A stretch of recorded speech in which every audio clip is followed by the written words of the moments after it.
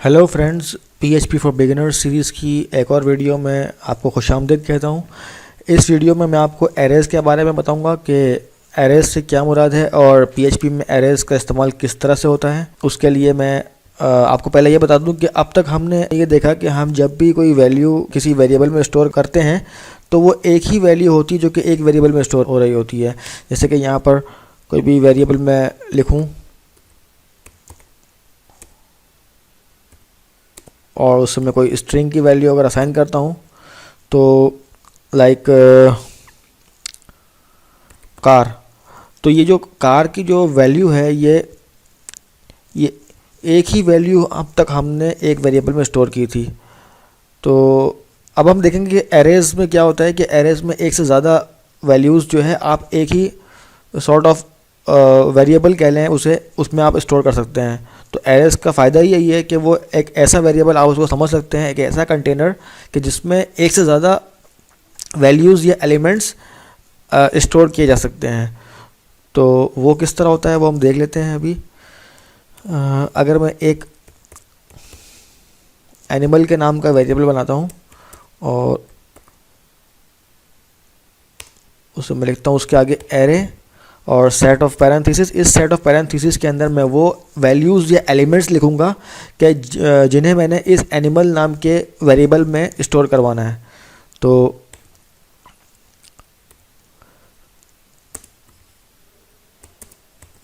इस वक्त मैं 3 वैल्यूज़ जो हैं कैट, डॉग और लायन जो है इस एनिमल में एक एरे बनाया और उसमें मैंने 3 वैल्यूज़ जो हैं स्टोर कर दी अभी। अब मैं इधर आकर इसको एको आउट अगर करवाऊँ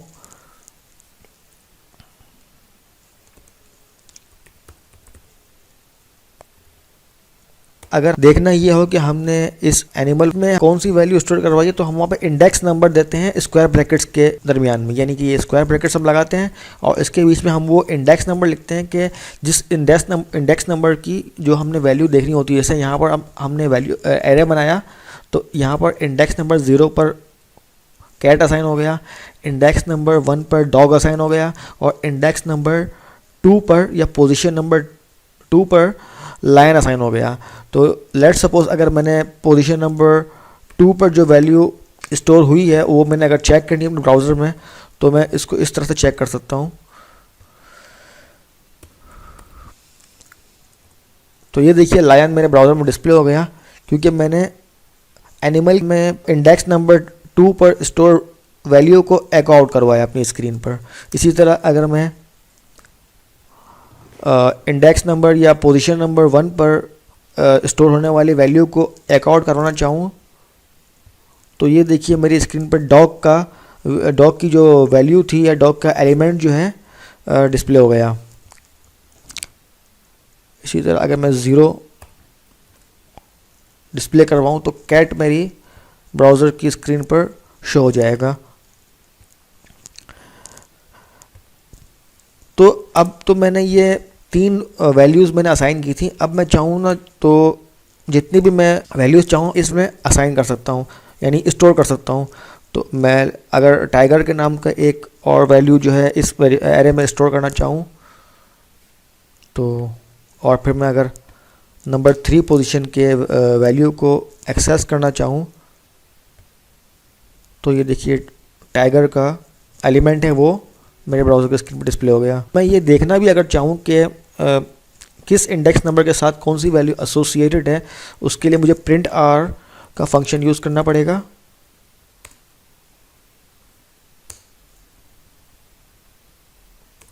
और उसके पेयर ऑफ पैरेंथेसिस के बीच में मुझे ये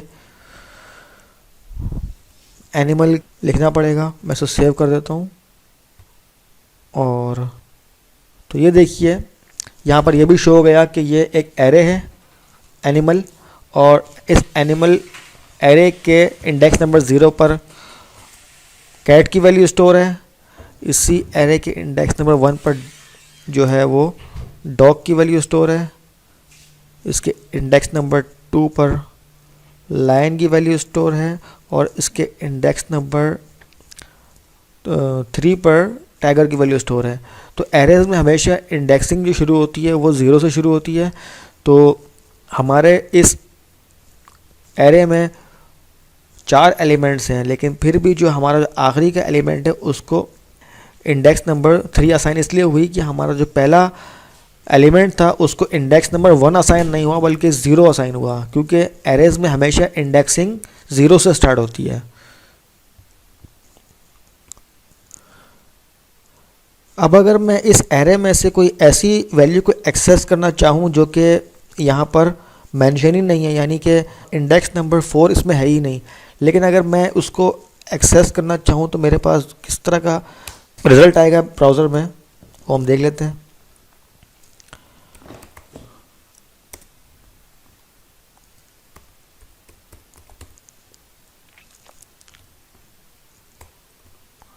तो ये देखिए मैं यहाँ पर एको आउट करवा रहा हूँ इंडेक्स नंबर एनिमल के इंडेक्स नंबर 4 की वैल्यू जो कि है ही नहीं यहाँ पे, और जो लास्ट एलिमेंट हमारे पास है वो इंडेक्स नंबर 3 पर है, इंडेक्स नंबर 4 पर कोई भी एलिमेंट नहीं है, लेकिन मैं फिर भी उसे यहाँ पर एको आउट करवा रहा हूँ।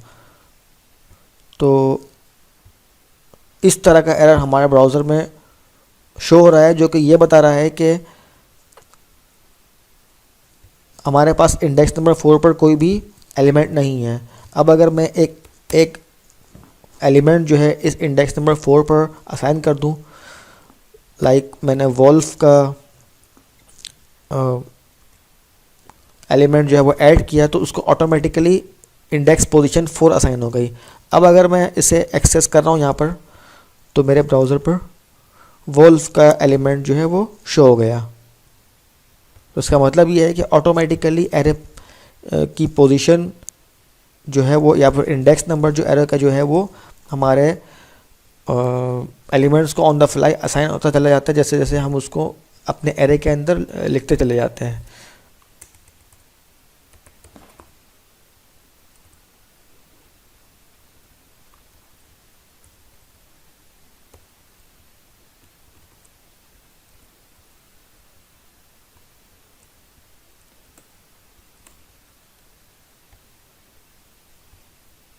तो ये देखिए पोजीशन नंबर 4 तक हमारे पास एरे में एलिमेंट्स शो हो रही हैं। अब अगर मैं एक और एलिमेंट इस एरे में जो है ऐड कर दूं तो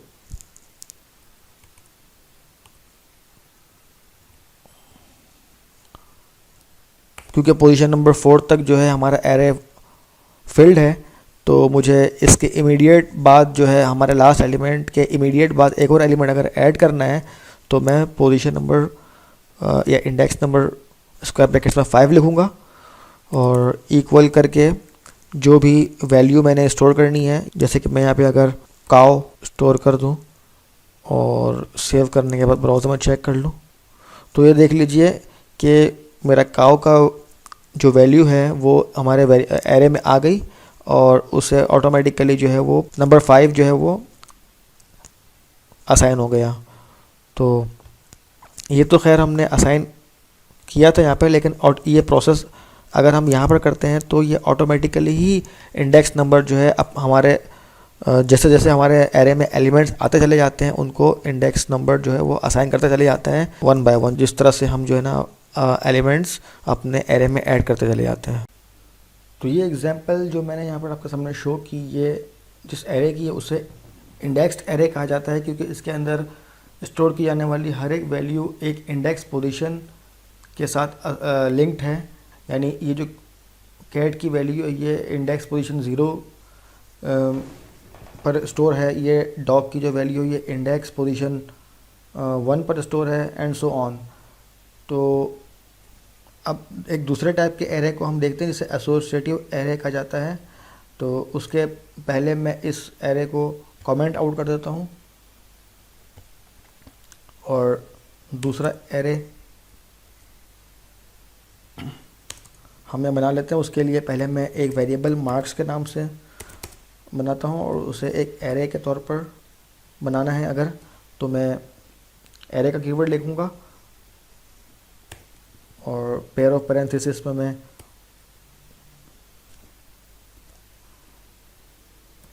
वो वैल्यूज़ लिखूँगा, बल्कि वो मैं कीज़ लिखूँगा जो कि मैंने वैल्यू के साथ लिंक करनी है।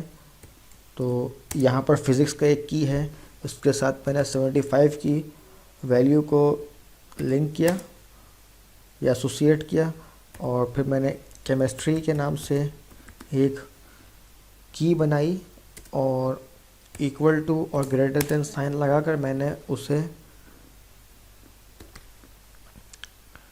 80 का वैल्यू असाइन किया, और फिर मैंने मैथ्स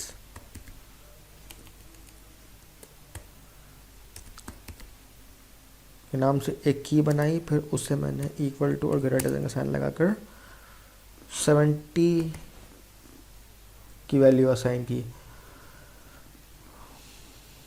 तो ये मैंने जो एरे बनाया है मार्क्स के नाम से, ये एक एसोसिएटिव एरे है, इसलिए कि इसके अंदर जो हर एक एलिमेंट है वो एक की वैल्यू पेयर पर डिपेंड करता है। यानी कि इस वाले एलिमेंट में अगर हम देखें तो फिज़िक्स का जो पोर्शन है वो एक इसका एलिमेंट का की है और इसकी वैल्यू 75 है। इसी तरह दूसरा वाला एलिमेंट अगर हम देखें केमिस्ट्री, तो इसमें जो केमिस्ट्री का जो वर्ड है वो एक की है और उसको जो असाइन होने वाली वैल्यू है वो 80 है।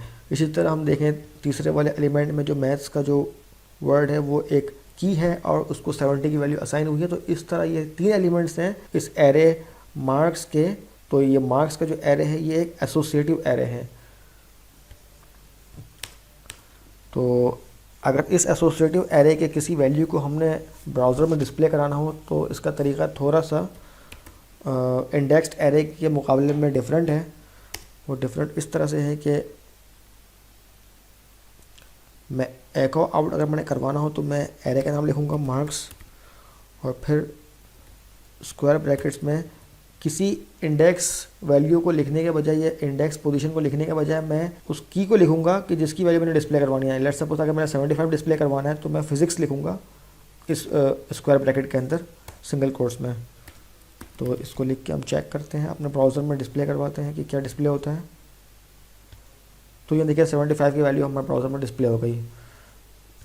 इसी तरह अगर मैंने मैथ्स का जो ऑब्टेन्ड स्कोर जो 70 मैंने यहाँ पर लिखा है, अगर मैंने वो डिस्प्ले करवाना है ब्राउज़र में तो मैं सिंपल यहाँ पर मैथ्स का की लिख दूँगा, और ये देखिए 70 हमारे ब्राउज़र में डिस्प्ले हो गया, जो कि मैथ्स का यहाँ पर मैंने ये शो किया है कि ये मैथ्स में ऑब्टेन्ड मार्क हैं। इसी तरह अगर केमिस्ट्री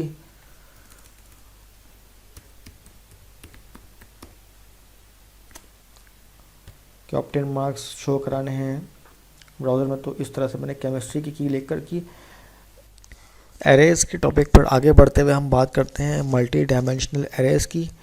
मल्टी डायमेंशनल एरेज़ जो हैं वो एरेज़ विद इन एरेज़ होते हैं, यानी एक एरे जो है उसके अंदर मज़ीद एरे का होना। मैंने ये किया है कि जो की है गुड मार्क्स की उसको एक लाइन में रहने दिया, और उसके साथ मैंने जो एरे असाइन किया वो ये वाली लाइन में मैंने लिख दिया। उसके बाद जो दूसरा की है, ये जो बैड मार्क्स का जो की है, इसका एरे यहाँ मैंने लिख दिया। तो ये हमने देखा कि ये दो एरेज़ हैं। फिजिक्स केमिस्ट्री मैथ्स का एक एरे है जो कि गुड मार्क्स को असाइन किया है, और एक दूसरा एरे है बायोलॉजी हिस्ट्री ज्योग्राफी के जो सब्जेक्ट जिसमें मैंने लिखे हैं ये बैड मार्क्स के की को असाइन किया। और ये दोनों एरेज जो हैं हमारे मार्क्स के जो एक एरे है उसके अंदर है। तो ये एरे विद इन एरे है, इसीलिए इस एरे को हम कहेंगे कि ये जो हमारा मार्क्स के एरे है ये एक मल्टी डायमेंशनल एरे है। अब इस मल्टी डायमेंशनल एरे के अंदर स्टोर होने वाले जो वैल्यूज़ हैं उनको हम किस तरह एक्सेस कर सकते हैं, उसके लिए मैं एको लिखूँगा यहाँ पर। और मैंने यहाँ पर ये किया है कि मैं एक्सेस कर रहा हूँ गुड मार्क्स एरे की इंडेक्स पोजीशन 1 की जो वैल्यू है यानी केमिस्ट्री, उसको मैंने एक्सेस करने की कोशिश की है। तो मेरे ब्राउज़र की स्क्रीन पर केमिस्ट्री का टेक्स्ट आउटपुट होना चाहिए। तो ये देखिए केमिस्ट्री मेरे ब्राउज़र की स्क्रीन पर आउटपुट इस वजह से हो गया कि मैंने मार्क्स जो मल्टी डायमेंशनल एरे है उसके जो अंदर का एरे यानी गुड मार्क्स जो है उसके इंडेक्स पोजीशन 1, जो इंडेक्स पोजीशन 1 का जो केमिस्ट्री की वैल्यू है उसको मैंने एक्सेस किया यहाँ पर और एक आउट करवाया, तो केमिस्ट्री मेरे ब्राउज़र की स्क्रीन पर डिस्प्ले हो गया। अब अगर मैं ये चाह रहा हूँ कि ज्योग्राफ़ी का जो ये वैल्यू है ज्योग्राफ़ी की, ये मेरे ब्राउज़र की स्क्रीन पर शो हो जाए, तो उसके लिए मैं ये करूँगा कि